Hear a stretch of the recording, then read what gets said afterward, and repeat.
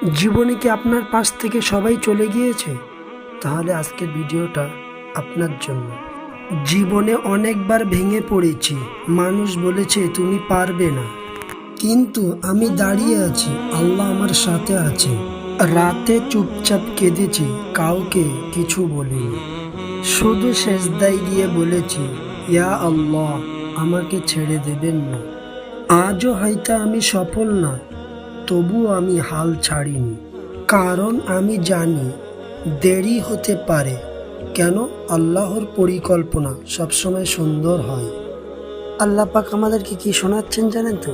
বলছে যে মানুষ আল্লাহর উপরে ভরসা করে সে কখনো একা থাকতে পারে না, আমি রব তার সাথে আছি। আজকে কষ্ট হচ্ছে, হয়তো আল্লাহ আপনার শক্ত মানুষ বানাচ্ছে।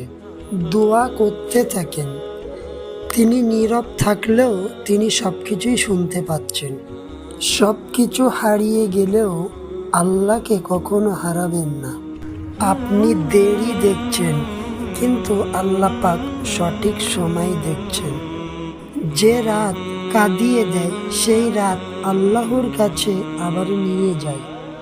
কষ্টের পরে সহজই আসবে, এটাই হলো আল্লাহর ওয়াদা। আল্লাহ যখন